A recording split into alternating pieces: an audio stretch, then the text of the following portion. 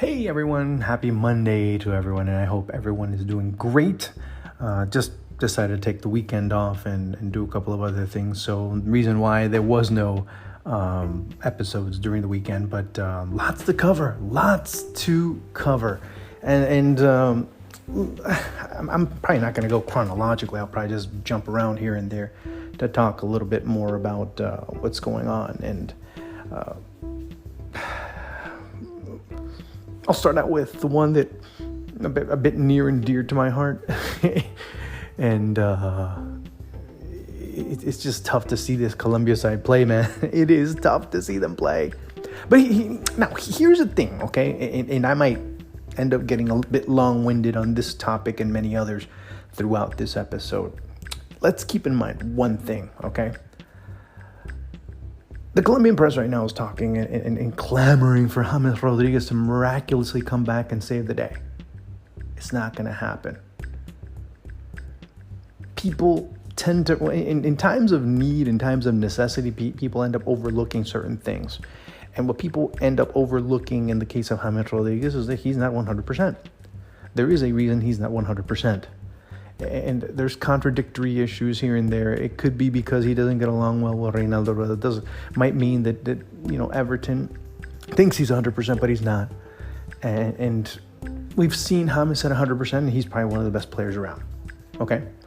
When he's 100%, and I'm not talking about physically, I'm also talking about when he's fully into something, he can be a dominant force. That being said, when was the last time he was 100%? Maybe when he started out at Everton, the first couple of weeks, maybe the first month and a half or so. Remember Everton at one point were top of the table in the Premier League? But then he started breaking down. He mentally has not been in the game for a while. And now add the fact that he's not with the national team, number one. Number two, Carlo Ancelotti leaves. Number three, he's not going to Real Madrid again. Number four, Rafa Benitez is most likely coming. And, Rafa Benitez isn't, his saint of devotion. Let's be honest. But when Ancelotti leaves Real Madrid and Rafa Benitez comes in, well, Rafa says, no, he's, basically sees what he saw and said, no, I don't rate him. Not that he doesn't rate him as a player. He doesn't rate him in terms of his work ethic, in terms of other things that have gone on throughout his career. And again, you start to see the issues emerge. I mean, my argument has always been, look, when it's one coach, I understand. Not everyone gets along with everyone. Two, okay, fine. When it's three, When it's four, Now you had another one. What else can you say? In terms of that, it can't be that, every coach that has ever coached James Rodriguez doesn't know football or thinks he can't play. There's something else. There's got to be more to it. Come on. I mean, I don't know. Am I that dense? Am I that limited in my thinking? I don't know. He's not the solution to other problems. There's a problem. Look, and I've spoken to some of my Chilean colleagues, and they're like, "Hey, by the way, he's Colombian, but you should have seen the mess that he made with the Chilean national team." And you're starting to see it. Yeah, it started out great. The results, you see, that's the biggest problem when you talk football. You end up being a prisoner of the moment. You end up being a prisoner of the result. He won the first game. Wow, won 3-0 against Peru. Wow, he got a great result against Argentina. Wow, he got a 1-0 against Ecuador. Whoa, he couldn't score against Venezuela. Okay, that's a problem. Now, that's not to discredit Venezuela in any way, shape, or form. They have probably the best goalkeeper in the tournament right now. And then yesterday they showed a great deal of character in beating another team without character in Ecuador, who doesn't have balls, who doesn't have any mental fortitude, who ends up getting knocked down easy, who has a glass chin, has talented players, yes. But as a collective, I don't see anything great about them. I saw that they had the potential to. They have the potential to be great, but it's between the ears that they lack collectively. That's the biggest problem here with this Ecuadorian side, which is kind of the same problem that's going on with the Colombian side, because you only have two options. And when you neutralize two of those options, when you neutralize Cuadrado, when you neutralize Edwin Cardona, that's it. And what makes you think you take out Cardona, you bring James Rodriguez, you don't have the same problems? Yeah, okay. You have to defend him a little bit different, but for the most part, what makes you think James Rodriguez, after not playing over 3 months, is going to magically just come back and be the guy from 2014? He's not. I mean, I think that's the reality check that many in Colombia don't have. They think that James and Falcao and all these other old guys are going to come back and be able to do things. No, they're not. I mean, look, I've seen that illusion before. I've seen that delusion before. I saw the hope. I was at the training ground in 2014 when they were like, yeah, look, Falcao's going to come back. And you see a guy with one leg that looks just like a tree trunk and the other one that looked like a toothpick that was carved out of that tree trunk. And you're like, no way this guy's going to play. Yet the media harped on, yes, it's going to happen until it didn't. Now they're starting to say, maybe Carlos Queiroz had something here. Now you start to hear some rumblings. Oh, maybe Carlos Queiroz was right. Maybe Carlos Queiroz didn't, showed us something that we don't have instead of him. That's the big problem with Colombia. That's a huge problem with Colombia right now, because not only that, you start not seeing players come through the pipe, down the pipeline to be able to reinforce, to be able to become those players of the future for the national team. Now, that particular topic I can delve into in the very near future, because that's a very interesting topic to talk about, because the pipeline is kind of running dry in certain countries. But again, I don't want to, divert my diatribe and go elsewhere. But look, that's exactly what's going on in South American football. But again, like I said, I don't want to digress. I'll go continue with the topic at hand. That's the big issue that's going on with Colombia. A team that's predictable, a team that, when so-and-so has the ball, this is going to happen. When so-and-so has the ball or so-and-so is down this sector, this is what's going to happen. It's a predictable team. It's a team with very few variations. It's a team that has very little options outside of the norm. You don't see a player that comes in and changes the game. Maybe Cardona. Maybe. Cuadrado does his best. And of course, he's just pace and hard work and being able to push the team forward, to show that leadership within the club. But Cardona is the one that puts those passes that no one else can. Now, as far as his shape, as far as his fitness, well, he can only give you up to a certain time. Up to a certain amount of time. Plain and simple. Again, it's not one being angry, it's one seeing that there's a reality to everything that's going on, despite what the media there say. It's a disappointing generation. I mean, at least this group I'm talking about, the ones up to 2018, maybe into 2019, yeah, they did their best. But that cycle is pretty much come to its conclusion, and now you see a spawn off of that group, with some players still part of the nucleus. But it's, again, a totally different set of circumstances, and it's a totally different team. And there's a totally different dynamic, and there's a totally different way of seeing the game, which helped Peru. And again, I mentioned Peru, of course, against Brazil. Yeah, they were going to lose.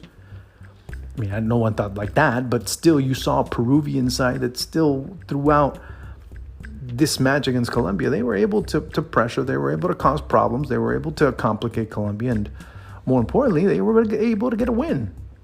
So you see that it's a team that has a precedent in as far as getting blown out. Well, last time they got blown out by Brazil, they ended up in the final against Brazil. So could it be that again in Brazil once again? Yeah, it could be. You got to give Ricardo Gareca all the credit in the world. With the team he has much less tools to work with than Colombia does. And he's been able to maximize and he's been able to put this team as a collective and bring in a couple of new players here and there. They've been able to contribute. Which of the new players for Colombia has been able to contribute a whole lot? Think about it. I'm talking about the new players, the newer faces. Which ones?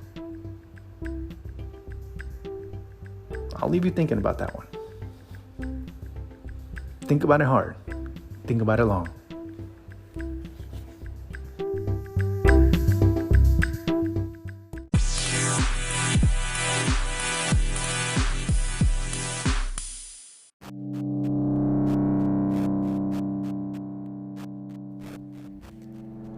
It seems like a new hero was born, and a couple of them might have been on their way out.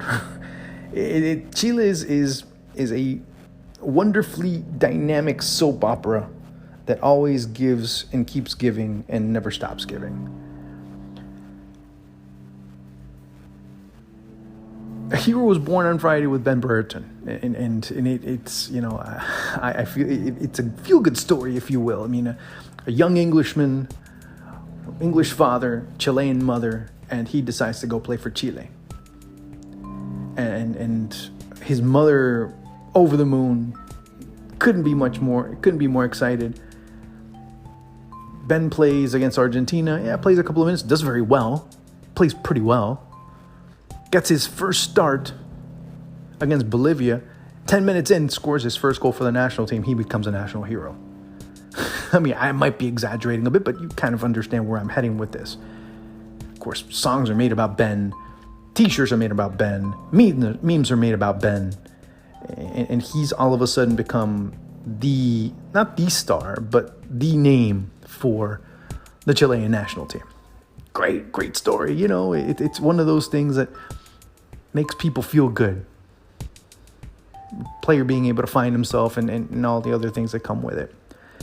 And it's the dream that many of us that are born outside of the country of our heritage dream of being able to go and represent that country that's loved us, and we've been able to grow into their customs and grow up with the food and the language and the idiosyncrasies, being able to be that type of player that goes over there and becomes successful and scores a goal that ends up winning a game for them.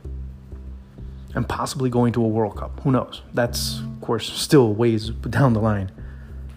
But he was the epitome of that individual, of that type of person that goes and makes that dream possible. Playing for your parents' team, if you will. Or at least in his case, one of his parents. But as I said, Chile is the gift that keeps on giving. Look, if I had friends like members of the Chilean national team, I would never have a dull moment. Now, we know what I mean by that. It's probably the hardest partying team. It's probably one of those teams that, and now, I have to say this from a context, if I were single. Now, if I were married, it'd probably end up being the guys that I would probably run away from the most. But now, and I say this because there's been a lot of rumors going around. There's still rumors going around. Who knows what's going to happen? But people aren't convinced with the explanation that was given, okay? So a video comes out, a few pictures come out of a barber that comes in and cuts Arturo Vidal, Gary Mendel's hair. And all of a sudden, there's this big thing. Oh, there's a violation of the bubble in Chile. Oh, well, what do you expect? Of course. It's bound to happen. It's happened before in Chile. But, I mean, it's been much worse. I mean, mind you, this is the national team that in 2015, Arturo Vidal, on his free day, ends up crashing his Ferrari. And, all the other things that occur. The Bautizazo, which happens to be a party where a few of the Chilean players end up going to a baptism. And they end up partying until late night, right before a World Cup qualifying match. I forget. Yeah, it was a World Cup World Cup qualifying match. Man, hard. I mean, it's that's the way they are. That's the way they roll. Despite all that, they've been able to win 2 Copa Americas. They have had the most successful generation. I mean, it's pretty hard to knock their track record. Yes, you can on one because they didn't qualify to the World Cup in Russia. Yeah, you can knock that. But that's, of course, another conversation for another time. But still, it is a little sidetrack, a little side point that one can make. But I'm not completely convinced it was just the barber. Many aren't completely convinced it was just the barber that had this. I mean, really? Just one person comes in and all this happens? You have a barber come in and you have 2 practices suspended prior to a match against Uruguay? Just a barber came in for a couple of hours, cut the hair, hung out a little bit, that's it. Now, there were rumors about some of the players being able to bring in women. But now, again, this part, it's not confirmed. There's been many reports. Some have backtracked a bit. Some have even retracted from the story. But there's still lots to talk about. There's still a lot of rumblings around.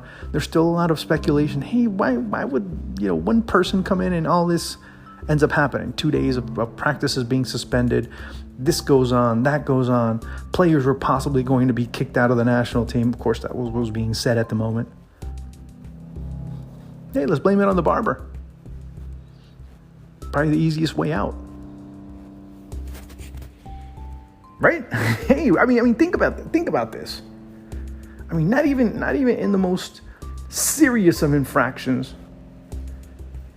has it been involved with one person. The Venezuelan national team, for example, they had a complete breach of a bubble where they had, and I've mentioned it before. I mean, if you listen to previous episodes, I've mentioned it. I'm not going to go into it too much because I've already mentioned it. You can listen to them. You can listen to some of the previous editions of this podcast, and you can see exactly what I'm talking, or you can hear exactly what I'm talking about. But it's crazy. Can it only just be one person that came in, and plus they had a negative PCR? Yeah, slap him on the wrist. Yeah, it's okay. I mean, Comebol is going to slap him on the wrist pretty big too. Maybe with a ruler, if you will. But come on. There's got to be more to it. Or there should be more to it. Or at least you'd think there would be more to it than just a barber that came in. But again, as I said, Chile's always been like that. Chile's always had that type of madness, that type of restlessness. And again, it would be more restless too if you're locked in your own room. I mean, I'm not justifying the players' behavior, but I understand exactly where they're coming from. And I understand that it's a very mischievous group at times. I mean, I'm not saying it, just for the sake of saying it. I'm saying it because it's happened, because they've done it, because it's documented what they've been able to do time and time and time again. So I mean, one is not surprised. One ends up just being amazed at the continuance of these types of things. And the same people keep on doing it. And the same people keep on being forgiven.